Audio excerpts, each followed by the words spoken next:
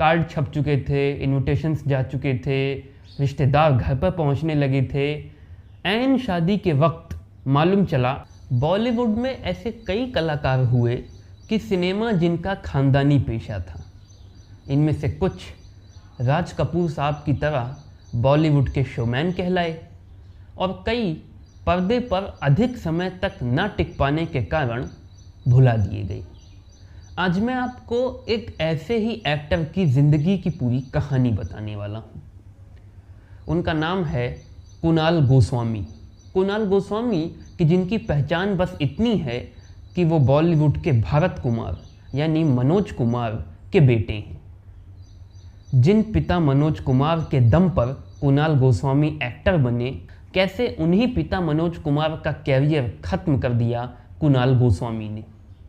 कौन थे वो दो लोग जिन्होंने कुणाल गोस्वामी को सरेआम लूट लिया?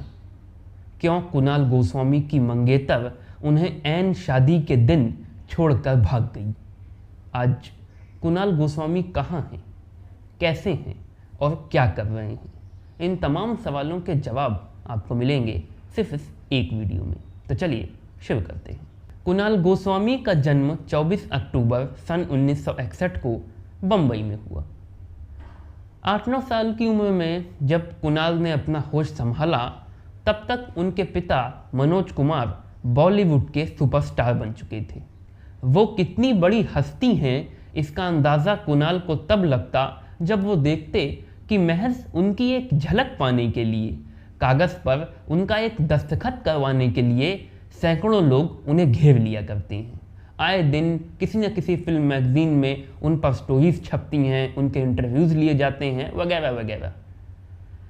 जब कुणाल कुछ बड़े हुए तो अपने पिता मनोज कुमार के साथ उनकी फिल्मों की शूटिंग देखने उनके सेट्स पर जाने लगे। चूँकि मनोज कुमार ने कुणाल को इस चीज़ के लिए मना नहीं किया था, जैसा कि बॉलीवुड के बहुत से कलाकार ऐसे थे जो अपने बच्चों को अपनी शूटिंग के वक्त सेट पर रहने की इजाज़त नहीं देते थे। इसी वजह से कुणाल ने अपने पिता मनोज कुमार की बहुत सारी शूटिंग्स को देखा। धीरे धीरे उन्हें अपने पिता का ये काम और इस काम से कमाया हुआ उनका नाम, ये दोनों ही बहुत आकर्षित करने लगा, जिसके तहत एक दिन सेट पर बैठे बैठे ही कुणाल ने फैसला कर लिया कि उन्हें एक्टर बनना है। जब उन्होंने मनोज कुमार से अपना ये फैसला बताया तो मनोज कुमार बहुत खुश हुए, क्योंकि मनोज कुमार ने सोचा कि उनका बेटा अब इंडस्ट्री में उनकी विरासत को आगे बढ़ाएगा। कुणाल की मदद के तौर पर मनोज कुमार ने अपनी फिल्म क्रांति में कुणाल को एक छोटा सा रोल दिया, जिसके तहत साल 1981 में रिलीज़ होने वाली फिल्म क्रांति से 20 साल के कुणाल गोस्वामी ने अपना बॉलीवुड डेब्यू किया। इसके बाद मनोज कुमार के ही कारण कुणाल को बतौर हीरो उनकी पहली फिल्म मिली। ये फिल्म साल 1983 में रिलीज़ हुई। फिल्म का नाम था घुंघरू। घुंघरू पिट गई। इसके बाद मनोज कुमार ने कुणाल को फिल्म कलाकार में काम दिलवाया। कलाकार में कुणाल के अपोजिट हीरोइन थी श्रीदेवी। फिल्म कलाकार का एक गाना नीले नीले अंबर पर तो बहुत बहुत बहुत हिट हुआ, मगर कुणाल को किसी ने नहीं पूछा। Back to back 2 flop Kunal के लिए एक सेटबैक था। इसके बाद मनोज कुमार ने इंडस्ट्री में अपना जोर का सोर्स लगाया और कुणाल को एक के बाद एक 4 फिल्में, 2 गुलाब, रिंकी, पाप की कमाई और आखिरी बाजी में काम दिलवाया। और ये चारों फिल्में एक के बाद एक धड़ाम धड़ाम धड़ाम धड़ाम बॉक्स ऑफिस पर गिर गईं, पिट गईं, बुरी तरह से फ्लॉप हो गईं। आखिरी बाजी तो थोड़ा बहुत चली भी, मगर उसके थोड़ा बहुत चलने का क्रेडिट भी गोविंदा ले गए। कुणाल को किसी ने नहीं पूछा। बैक टू बैक इतनी फ्लॉप्स के कारण अब प्रोड्यूसर्स कुणाल से कन्नी काटने लगे। फिल्मों में कुणाल के असफल होने का एक बहुत बड़ा कारण ये बताया जाता है कि चूंकि सबको मालूम था कि कुणाल मनोज कुमार के बेटे हैं, इसलिए जैसे ही कुणाल पर्दे पर आते मनोज कुमार से उनकी तुलना होने लगती। और फिर चाहे गुड लुक्स का मामला हो या अच्छी एक्टिंग स्किल का, कुणाल हर मामले में अपने पिता मनोज कुमार से पीछे थे। इंडस्ट्री में कुणाल के खिलाफ माहौल बनने के बावजूद मनोज कुमार ने अपने कहने पर कुणाल को 2 और फिल्में दिलवाईं, नंबरी आदमी और विश कन्या। ये दोनों फिल्में साल 1991 में रिलीज़ हुईं और फ्लॉप हो गईं।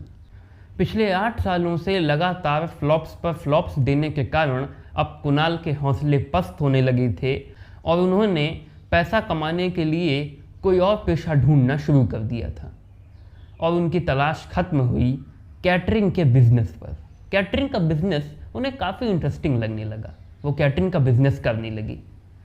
लेकिन मनोज कुमार ने अब तक हार नहीं मानी थी। मनोज कुमार अपने बेटे कुणाल गोस्वामी को इंडस्ट्री का कामयाब एक्टर बनते देखना चाहते थे। इसीलिए साल 1997 में मनोज कुमार ने अपना खुद का प्रोडक्शन हाउस खोला और उसके तहत एक फिल्म प्रोड्यूस की, जय हिंद। इसमें उन्होंने कुणाल को बतौर हीरो कास्ट किया। ऋषि कपूर और शिल्पा शिरोडकर जैसे बड़े कलाकारों को भी साइन किया ताकि इस फिल्म की कास्ट स्टार कास्ट बन जाए। साल 1999 में ये फिल्म रिलीज़ हुई और जैसा कि कुणाल की पिछली सभी फिल्मों का दस्तूर था, इस फिल्म का भी वही हश्र हुआ। ये फिल्म भी बॉक्स ऑफिस पर धड़ाम, इतनी बुरी तरह से फ्लॉप हुई कि मनोज कुमार खुद कर्जे में डूब गए, जिसके कारण उन्हें अपना प्रोडक्शन हाउस बंद करना पड़ा। उनके प्रोडक्शन हाउस के बैनर तले बनी उनकी ये पहली फिल्म आखिरी फिल्म बन गई और एक प्रोड्यूसर के तौर पर मनोज कुमार का कैरियर शुरू होने से पहले ही खत्म हो गया। कुणाल के मुताबिक अब वो जान चुके थे कि एक्टिंग उनके बस की नहीं, इसीलिए इस फिल्म के रिलीज़ होने के बाद कुणाल गोस्वामी ने एक्टिंग छोड़ दी और मन लगाकर अपना कैटरिंग का बिजनेस करने लगी। साल 2001 में कुणाल के साथ एक गजब घटना घटी। दरअसल मनोज कुमार ने कुणाल की शादी तय की थी एक बहुत बड़े बिजनेसमैन की बेटी के साथ। कार्ड छप चुके थे, इनविटेशंस जा चुके थे, रिश्तेदार घर पर पहुंचने लगे थे। ऐन शादी के वक्त मालूम चला कि वो लड़की एक दूसरे लड़के जो कि उसका आशिक था के साथ भाग गई। कुणाल और पूरे खानदान को जलालत से बचाने के लिए मनोज कुमार ने उस वक्त ये बात मीडिया में लीक नहीं होने दी।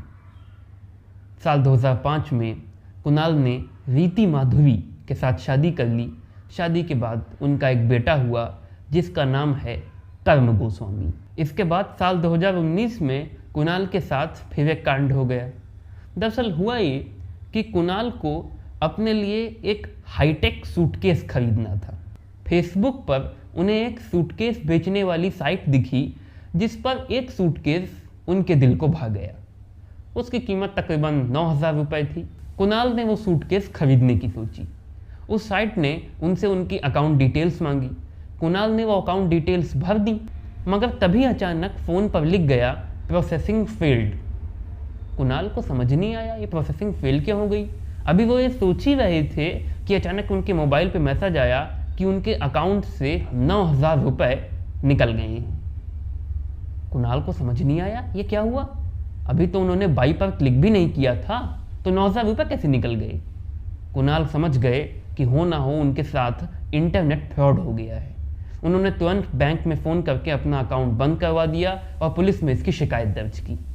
आज कुणाल खुशी खुशी दिल्ली में अपना कैटरिंग का बिजनेस कर रहे हैं।